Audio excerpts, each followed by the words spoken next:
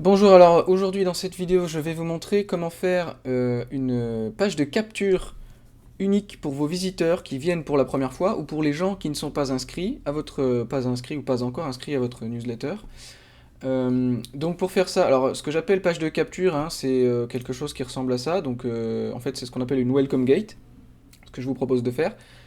Donc quelque chose qui ressemble à ça, c'est-à-dire donc une page dans laquelle vous proposez à vos visiteurs de donner leur adresse email, donc de s'inscrire hein, à votre newsletter, à votre mailing list, en échange de tout ce que vous voulez, hein. Ça peut être un PDF, une vidéo, plusieurs vidéos, des conseils, ce que vous voulez.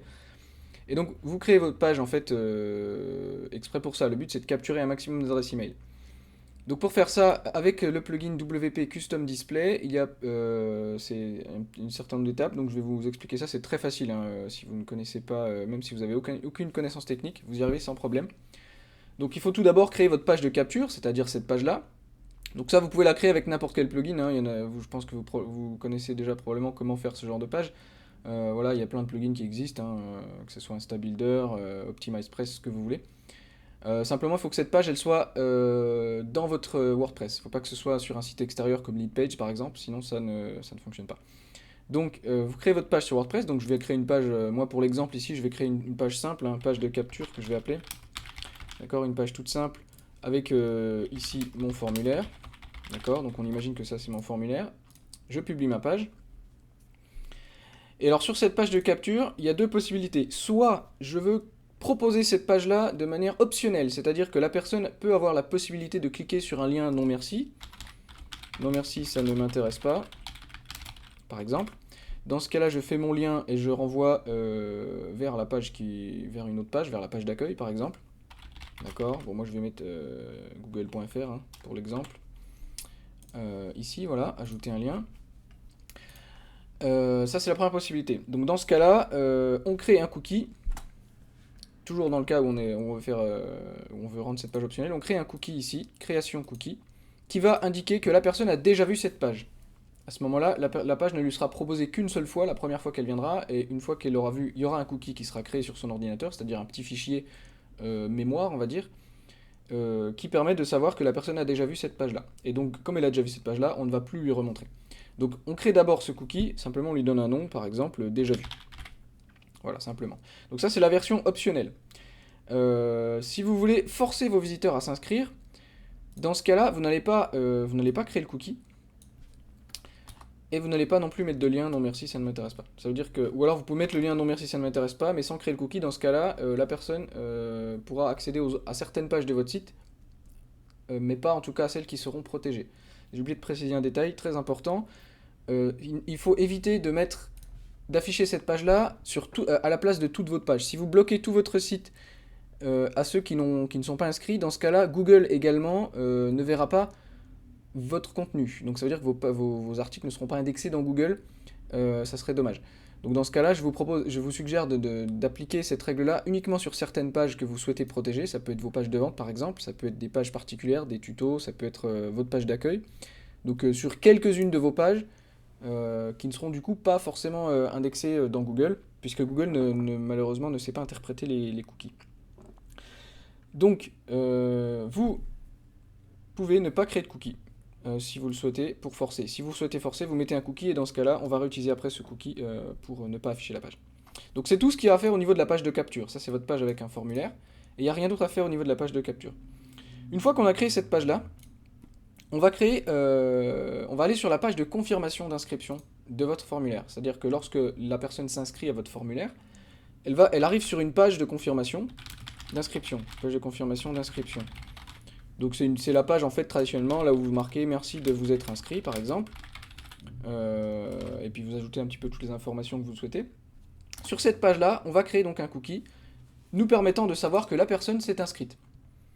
Donc on va cliquer en fait sur l'icône WP Custom Display ici, création cookie, action créée, on va mettre le nom du cookie, donc membre inscrit, d'accord. La valeur du cookie n'est pas utile ici. La durée en nombre de jours, on peut mettre par exemple 365. Ça veut dire que sur 360, le cookie sera valable, le fichier va exister en fait pendant 365 jours.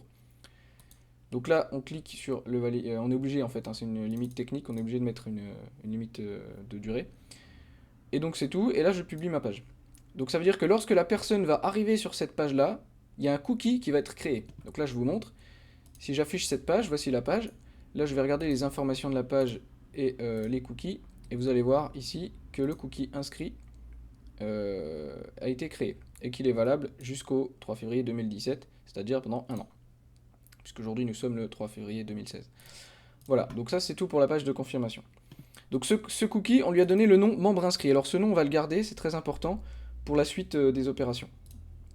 C'est exactement le même principe en fait que le cookie qu'on a vu tout à l'heure, que j'avais appelé déjà vu. Ici, on l'a appelé membre inscrit. Bon, ça peut être le même, hein, c'est au choix. Ensuite, on va mettre sur la page que vous souhaitez protéger. Donc, imaginons que ce soit par exemple votre page d'accueil. Alors, on va imaginer que j'ai créé ici une page d'accueil. Ça peut être une page d'offre, ça peut être vraiment ce que vous voulez. Donc, la page d'accueil, c'est-à-dire la page à protéger. Page à protéger, ça veut dire qu'elle n'est pas visible tant que la personne n'est pas inscrite. Sur cette page-là, on va mettre ce que j'ai appelé condition cookie, c'est-à-dire on va lui définir une règle qui s'appelle donc une condition cookie qui va empêcher la personne de voir le contenu si elle n'a pas le cookie sur son ordinateur. Donc si le cookie n'existe pas, donc condition cookie existe non, c'est-à-dire si le cookie n'existe pas, quel cookie on met le nom, donc ce qu'on a mis tout à l'heure, membre inscrit. La valeur du cookie, comme on l'a pas utilisé tout à l'heure, on n'en a pas besoin, donc on peut laisser vide, et là on valide. Ici, ça apparaît ce qu'on appelle un shortcode, avec ici du texte bidon, donc qu'on peut effacer, et dans ce cas-là, ici on va mettre une redirection, c'est-à-dire si le cookie n'existe pas, si la personne n'est pas inscrite, on redirige vers la page, la page de capture, c'est-à-dire vers cette page-là en fait, hein, que j'ai créée tout à l'heure. Donc il suffit en fait de faire redirection. Ici on met URL de la page. Alors j'ai oublié de regarder tout à l'heure l'URL de la page, donc on va ici aller dans page de capture, voilà. Ici je récupère cette URL, copier l'adresse du lien, voilà. Et donc ici je fais WP Custom Display, redirection. URL, je colle mon URL avec CTRL V ou clic droit coller comme vous souhaitez. Destination, ici on n'en a pas besoin. On n'est pas obligé d'afficher le compte à rebours. On peut faire une redirection instantanée et dans ce cas-là, on met 0 secondes. Ici, le nombre de secondes correspond à la durée qu'on attend, enfin au délai qui précède la redirection. Donc là, on veut que ça soit fait tout de suite, donc on met 0 secondes. On valide et c'est tout. Donc dans ce cas-là, si le cookie qui s'appelle membre inscrit n'existe pas, c'est-à-dire si la personne n'est pas arrivée sur la page de confirmation, donc elle ne s'est pas inscrite, dans ce cas-là, on la redirige automatiquement sur cette URL-là. Que se passe-t-il lorsque la personne s'est inscrite et que le cookie existe? Dans ce cas-là, on va appliquer une deuxième condition, une deuxième règle, qu'on va également faire de la manière, sauf que cette fois-ci, on va mettre existe égale oui, toujours le même cookie. Si le cookie existe, qu'est-ce qu'on fait à ce moment-là? Ici, on affiche le contenu de la page. Donc soit la personne est redirigée, soit elle affiche le contenu de la page. Sachant que, alors très important, une erreur que beaucoup de gens font, c'est pour ça que je fais ce tuto, il faut bien indiquer le contenu de cette façon-là, c'est-à-dire entre le début, donc if cookie ici, et le slash if cookie. Si vous affichez des trucs en dehors, c'est-à-dire ici, ça va poser des problèmes. Il ne faut pas, et donc pareil, il ne faut jamais avoir un if cookie à l'intérieur d'un autre if cookie. C'est-à-dire si vous avez un truc comme ça, pardon, si vous avez un truc comme ça, ça pose des problèmes, ça ne marche pas. C'est une erreur que beaucoup de gens font. Donc vérifiez bien que vous ouvrez ici, vous avez le début de la règle, ici la fin de la règle. Donc if cookie sans le slash, c'est début de la règle. If cookie avec le slash, c'est fin de la règle. Donc début de la règle, fin de la règle. La règle suivante, et ici c'est à l'intérieur, on met l'action, c'est-à-dire donc rediriger ou le contenu. Et ici pareil, deuxième règle, on affiche le contenu, fin de la règle. Voilà. Et c'est tout. Et donc là, on peut publier cette page-là. Donc c'est tout ce qu'il y a à faire sur la page en fait à protéger. Donc vous pouvez faire la même opération sur toutes les pages que vous souhaitez protéger, sachant que ces pages-là ne seront pas indexées dans Google, puisque le contenu est protégé par la page de capture. Donc ça peut être très intéressant, notamment si vous faites de la publicité Facebook, par exemple, ou si vous avez beaucoup de trafic qui arrive sur une page suite à un événement, un lancement ou quelque chose comme ça, et que cette page-là, vous voulez convertir vraiment votre trafic en inscrit sur votre mailing list, et vous appliquez en fait cette technique-là.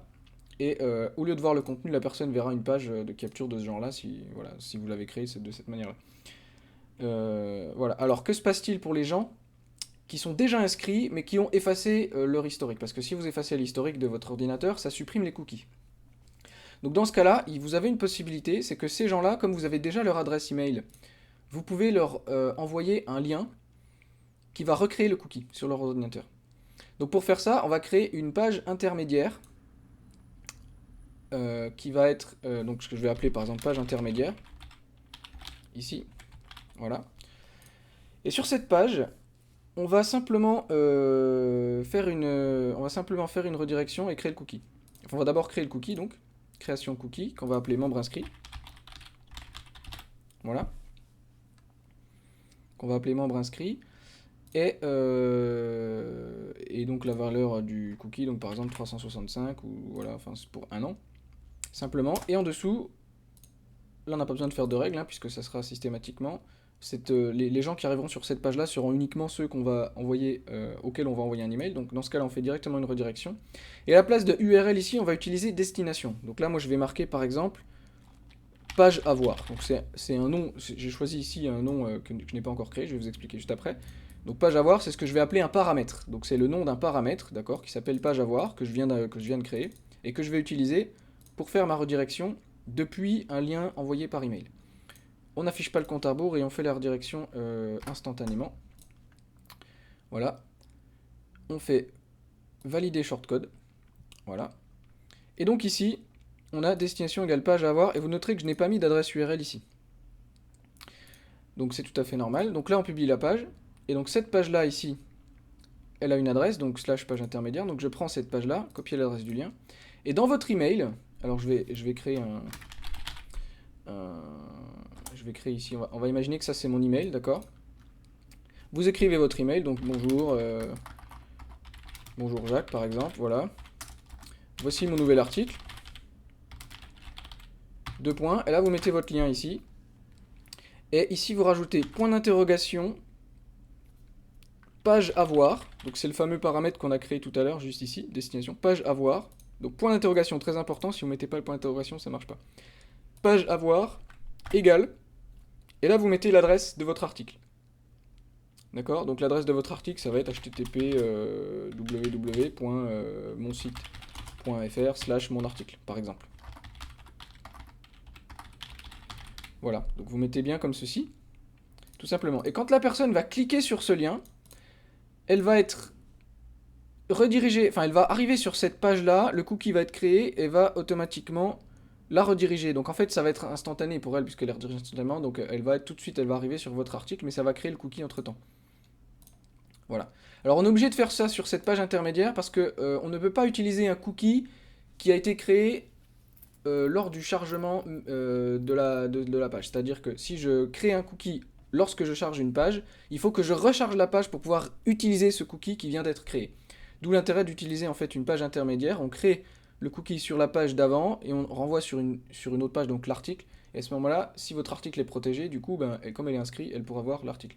Si vous ne faites pas ça et que votre article est protégé avec une page de capture, dans ce cas-là, l'article ne sera pas visible. Donc voilà, tout simplement. Alors, vous pouvez avoir une autre subtilité également.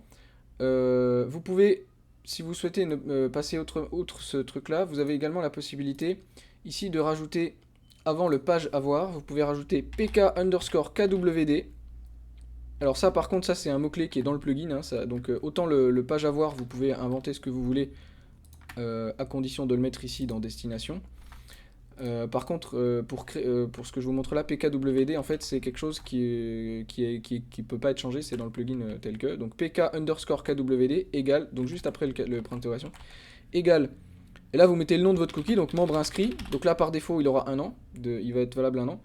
Et puis donc vous rajoutez une esperluette, c'est-à-dire le et commercial en fait, hein, ce symbole là, juste après entre le nom du cookie, membre inscrit, et donc le page à voir, voilà. Et donc en faisant ça, ça va directement créer le cookie, puis rediriger vers la page. Voilà.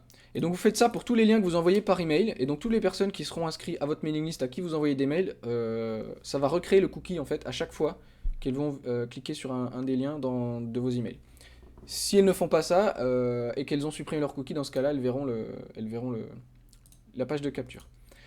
Donc voilà, c'est tout pour ce qu'on appelle la Welcome Gate. Voilà, donc là je vous ai présenté un petit peu l'ensemble de cette fonctionnalité-là. Alors bien sûr, vous pouvez après la moduler un peu comme vous le souhaitez. Vous pouvez, si vous avez des connaissances techniques, vous pouvez utiliser ça dans les fichiers PHP de votre thème, avec les fonctions do shortcode notamment, que j'ai présenté dans d'autres vidéos. Voilà, si vous avez besoin d'aide par rapport à ça, n'hésitez pas à me contacter au niveau du support. Et si mon tuto n'est pas clair, n'hésitez pas à me le dire, à ce moment-là, j'essaierai de vous réexpliquer. Voilà, c'est tout pour ce tuto.